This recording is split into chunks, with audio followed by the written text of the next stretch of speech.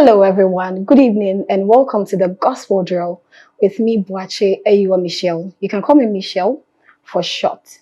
The Gospel Drill is an up-close interview we have with your favorite gospel act, being it a singer, an instrumentalist, or a sound engineer. It comes your way every Sunday between the hours of 6 p.m. to 8 o'clock p.m. on Dynamic TV. This production is brought to you by Dynamic TV, powered by Dynamic Studios, by Craig's Digital, Culture Line Clothing, Fit Talk, and LVM. Today, we are blessed with the presence of a gentleman after God's own heart. He's well known in and around Sunyani. He has a song titled All I Want. I love the song so much, and it goes like, You're all I want, you're all I need. Wow. I know you know the song, and you can guess our guest for tonight. Ladies and gentlemen, let us welcome KT. The way he sang the song. What has it done? I mean, it's fine. You're laughing at me. Yeah. KT, how are you? I'm blessed. You're welcome to Gospel Drill. Thank you. Thank you for the opportunity. You're welcome. Let's start. Who is KT? Who is KT? Oh, a very big one. So, KT, I asked a lot the meaning of KT. Yeah. So it's K-A-Y-T. K for Kweku, A for Ajay, Y for Eboa, and then T for Theosis. So like Kweku, T for Theosis. Is it? Theosis is a how do you call it? It's a theological word. Okay. You know the word theology. Yeah. So theosis means attaining the divinity of God. Okay. So okay. like, So that's the meaning of KT. Yeah. Oh, that's nice. Kwekweje Eboa Theosis. But your biological name is Kweku Ajay Eboa. Yeah. That's nice. Okay, so KT means Kweku Ajay Eboa Theosis. Yes, madam. Let us journey a bit back to your childhood. Where and how did it begin? I was born and bred in Sunyani. I schooled in Sunyani for junior high and then the basic. Okay. Then I did SHS in Prempeh College. Then I came back to Sunyani, UNE. Okay. Yeah, and I studied electrical engineering. You studied electrical engineering? We will get there. Okay. Okay. Where did you fellowship? I fellowship at Elim City in Sunyani. Elim City? Yeah. I know it came a couple of years ago. Before Elim City, where were you fellowshipping? My entire family is in the Methodist Church of Ghana. So I used to be there for a number of years and before I moved to Why did you move to Elim City? Okay, so I think if you had asked me like maybe 3 years back, I'd have given a different answer. Okay. But for now, I'll owe it to the purposes of God. You know, I think that's what actually led me to the making of that decision was at some point, I used to be one of the worship leaders at Methodist, Praise and Worship, as we called it at that time. And I joined their choir, Evergreen Voices. Nice. So it got to this point where I realized the kind of music we're doing, the opportunities we're, looking for, the understanding of the kind of things we wanted to do. So we felt they made us feel like we're rebellion, the leadership of the church. Wow. And then we also felt like they weren't listening to us. You understand? So UMCC came to town. I felt at that point that it was basically the kind of music I wanted to do. Yeah. Because that time it was all about music. It wasn't really about ministry. You just want to go and sing, have fun, and then go back to the school or something. Wow. So that was what brought about the move. Yeah. Wow, that's interesting. So when did this singing start, and how did it start? Singing and how? Like I said, I was born into Methodist. Yeah. Right? My mom is a chorister, and I lived with my mom and stepfather, who is also a chorister. My father loved music, so those times, remember back in school, we used to do this cultural dance and all that. So I used to be part of the team that did that, and then the choral team. So when I was a kid, I was part of junior choir, singing band, brigade, everything music, you know. So then we picked it up along the line, but without really paying attention to it. So I think my father traveled at some point and bought me. When he came back, he was with a guitar, and that also more like pushed me deeper into it. You play the guitar as well? Yeah, I do. Aside singing? Yeah, that's more like my main instrument. Wow. Yeah. So and I grew up with it, and that has basically shaping my music. That's basically my music. Okay, so KT, why gospel? I know there are other genres of music. We have the high life, we have the hip life. Let's say we have secular music. Why gospel? Why gospel? Yeah.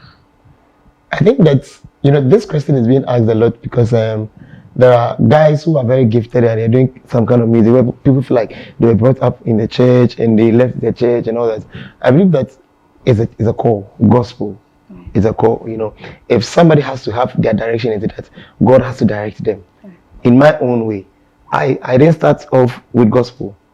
I started off with secular music. So 2012, thereabouts, I was in secular music. I have some songs. I used to be on radio a lot. You have some songs? Yeah, I have about 4 or 5 songs. Like? I won't mention it. You mention? No, I won't mention it. It's just in the past. Okay. If people, there are people who really know me and they'll listen to this interview or watch it and then they'll just confirm to this. So, and I was big in town because those times we used to have some radio stations in town, Sky FM, BR, we used to have this rap battles and all that.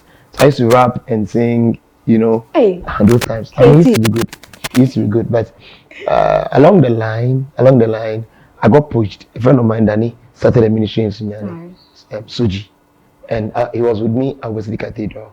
So he called me once, and I was even to play guitar for them. And I think one thing led to the other, and I got very much guitar for them as like how? Like as an instrumentalist, I was called to play for them.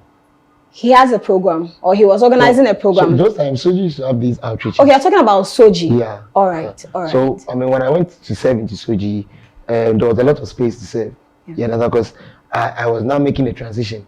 Okay. So eventually, I fell for that because in secular music, I think that gospel musicians are at an advantage they are not really using.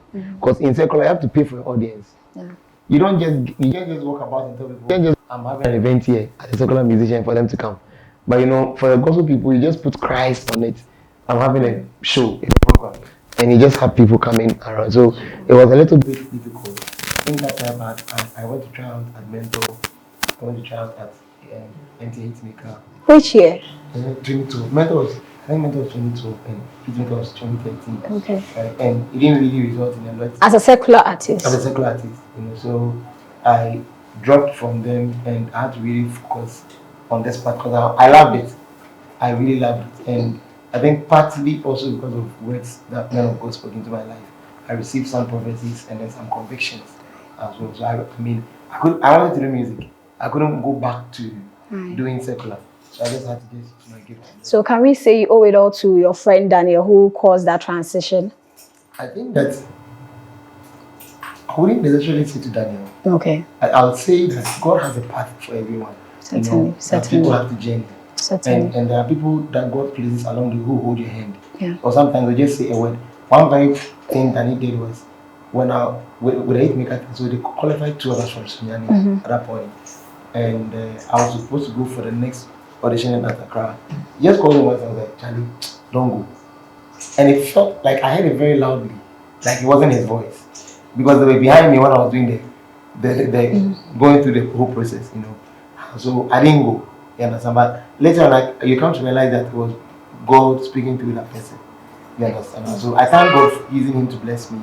But I think that along the line, there was a couple of other people, my church, for instance, and other people that God positioned to just guide me into it. Guys, that is KT.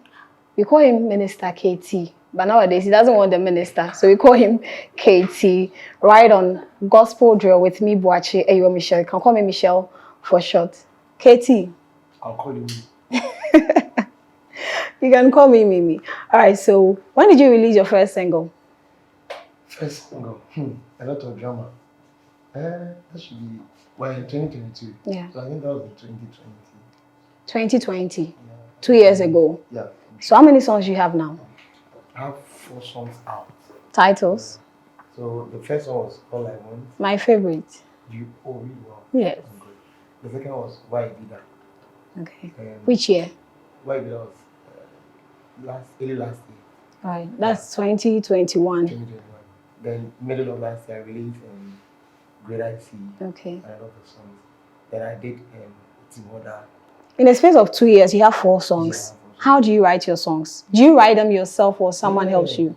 I think writing is just, I believe it's a gift of mine. Okay. Try to write, even without songs, right? I used to write just like poetry. I just love, those things. So I used to write a lot back in school and all that. And when I was a secular artist, when I write my songs, I become a gospel artist and all that. And there are times that God is speaking to you. There are some of the songs, for instance, All I Want, for instance, I had gone for rehearsal once, and there was a situation I was going through with my ministry. People think there's so much money in gospel music. Somebody called me once and was like, Charlie, I see your banners and posters in town every time. So, say, I go 1,000 cities, I need you. I was like, are you sure? Because those times, for that time, that period, right, it was in December that time, I didn't receive even a single CD for any of the programs the people had seen me. And that was what I actually thought before coming in. That, if I do one program and do two programs, the people invite me and they'll pay me. You understand? So, the Lord had blessed me. My programs were going on. But financially, things were really not really coming in. People were disrespecting us. A lot of issues were just coming up, right? So, I just came to that point of like, why am I even doing this in the first place? And I realized that I wasn't doing it for the gain of financial, blessing. If it comes, we thank God, but then you get to be so grateful for that part of having fellowship with God. So if you listen to the song talking about what God was taking me through, you will find me like silver and gold. You will prepare my hands for, because I believe that's the God was preparing me for something bigger. And now I think it's clearer now. You understand? So there are times that it's about what I'm going through. There are times where, like, why be there? I was in the bathroom and the chorus just dropped and I was just thinking about it. So one time, even to that program, I received some lyrics like that. Wow. And I just had to record it. Wow. That's how I get mine. Sometimes somebody calls me and tells, okay, I wanted to write a song for me. What do you want me to write it about? You tell me what kind of genre would you want it to be. Then I can get a song. Because I'm a songwriter. Just like... you are a guitarist. You are a singer. You are a songwriter. Yeah. Hey, this one that you're adding... Yeah, she's making my CV ready. Hey. Hey, that's you're endowed. I think it's great. You are certainly. So amongst the 4 songs, which one is your favorite? Great I See. Oh, I thought you said All I Want. People, I don't get, like, it doesn't get talked about a lot. There's some Great I See that lives in me. Yes. Or Kasa from IEB. Yeah. Or your Kamufu. Or your Dima from China. Give us an a cappella. Oh, Jesus. I need this one. It will come. I don't want Greater is He that lives in me. Or Kasa from IEB.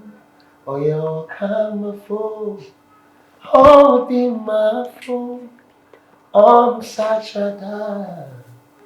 Yeah, greater is He that lives in me. Wakasa akumatsoye oyo phone, holding my phone on such a time. What inspired that particular song? Why is it your favorite? What inspired it? Basically, I was reading something in the book of Genesis. Okay. In creation, when you go through it, I've read the Bible a couple of times. When you're going through the book of Genesis, talking about how God created the world, and I had a lot of, there's this question about where Cain found his wife. So many questions, and I was reading it, and the Lord basically took my spirit out and showed me something. So I was behind my book, and then the point was like, I'm like, what experience is this? I thought it was demonic because of the things I was seeing. Then the Lord is like, no, go read Isaiah chapter 14. What I'm seeing is there. Go read Jeremiah 47, Ezekiel 47. What I'm saying is there. So I go read them and it comes back, and I'm like, oh, okay.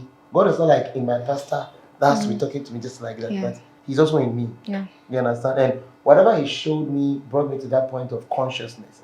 So whatever situations I was facing, you're facing this giant of Goliath, in front of you, and you exalt God, and the Goliath becomes like, that's like you can just triumph over them, just like that. So, it's just my favorite among them. And Obenkin arranged the song, and how he arranged the song, there's some punches in it. Why be that is more of a spiritual song? People just want to worship him. My manager loves that song. Oh, really? Wow. He loves that. He was anticipating that you would say that's your favorite, so that we will sing it together. What is that song? I hardly even listen to it. Oh na ma Sarah Anayesa.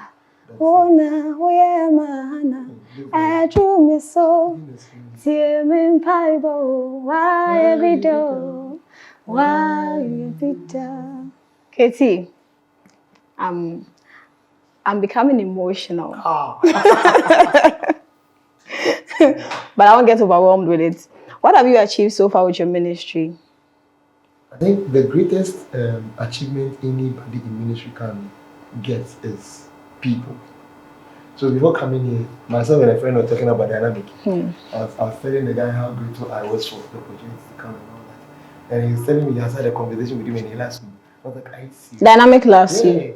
Someone told you that. Someone told me. Yeah. Oh, okay. He loves me too. He's my boss. So I believe that for somebody to take 5 minutes of, you see what we're doing here? Yeah. You have no idea that people are going to watch. For somebody to take 5 minutes of their time and listen to my music is a blessing. Certainly. And the testimonies that come in, sometimes like you just go home, you sit down. There are times, I work a lot and the issues are plenty in the street. You get home very, very tired, exhausted, and somebody can just text you. Someone just texted me 3 days ago, like, she said, I was in the office and I was trusting God or something, and I played this song the whole day, and I broke down and cried, and the Lord, I feel the Lord is helping me out. And I'm like, wow. I mean, I just recorded a song. Right now, we're in an era where you record something, you have to pay people for them to listen. Like, you have to use your own data to send it to them, you understand, for them to listen. So, I mean, for just that, financially, not so much. I mean, we believe that it will come. Yeah. You understand? We just believe in God. Because in as much as we are blessing people, there's also an investment. Because you use money to put things together. Yeah. But I think that we put a song on TV, and sometimes the responses you get, you go on YouTube and check the comments, what people are writing about the song. It's overwhelming, honestly. And I feel far more blessed. I think it's the greatest achievement I can do with the song. Yeah, I think a friend posted that some time ago that there is no other greater achievement than winning a soul for Christ or drawing someone closer to God. Yeah. My ministry, thank God. I wouldn't say, I don't know of one person that, I mean, I've gotten spoken to that we won souls here and that, but I can't tell like this person was somebody that was in the world that was brought into Christ. But there were people who weren't very much well positioned, people who didn't really have, people didn't have a gift, but they just came around. I mean, it wasn't like we didn't have a thing like, oh, this is what we are using to, we are doing this to help this person or push this person, but we're just doing what we are doing. You understand? And through that, I mean, God has brought, you come to Sinani, I mean, around the campuses, even, there's this lady that came to join my ministry some time back, and she's doing a lot. I don't want to mention, I mean, exactly, but she texted me and she's like, "Iti, I'm doing this because of the opportunities you gave me." Yeah. Because she couldn't stand in front of people, and I gave her a microphone to sing at one of my programs. She was shaking and she was angry, like, "Why are you making me do this?" And now she stands in front of people. I mean, she comes on TV, she does things and all that. Wow. Yeah, good. Right. Yeah. Katie, our time is almost up. Let's diverge into social life. Who is she? Who is she? Who is she? Who? Hey, this one. Who is she? Who is she? Tell us. So, I just tell you from the program and like sometimes. Katie, don't do kwana. Go straight to the point. Who is she? Oh, there is no she. There is no she. Okay, so I would want to ask this question. In your own definition, who is your ideal woman or who is an ideal woman? Hey, you want me to read that so that people get me? Say it, Samik. I want to bring my nomination. I think that the key thing is understanding. Okay. I would say how can two work together except they agree. The man of God was telling us how his wife, in his ministry, his wife, they got married and the wife brought a check and all that and just gave it to him. Okay. And after saying that, he's like, don't go and do that to your wife or your husband. Because mine is my mission. She understands me that way. Okay. So I believe that the key thing is understanding. Okay. I am a very beautiful person. Okay. My interpersonal relationship, I say hi to everyone. I mean, I laugh with everyone. But like you check the messages on my phone. Apart from WhatsApp groups in Route 3, I can leave my phone for like 4 hours. Because people think you are busy. Yeah, understand. So I think that you get to know the person gets to know you. Okay. And go towards each other. Okay. So I don't think I have a specific, in as much as I have to marry someone who is very pretty. That one day. I have to marry someone who is very pretty. Yeah. Okay. But the rest is about understanding. Right. And also somebody knowing the call of God on your life. Okay. Some people might end up marrying people, they are pretty, they are okay. But at some point, when you are the vision God has given you, that person might end up fighting that vision. All right. At this point, you are being careful. All right, guys. So this has been the Gospel Drill with me, Boachi Eyo Michelle. Today we had KT, Kweku, Eje, Yebwa, Theosis as our guest for tonight.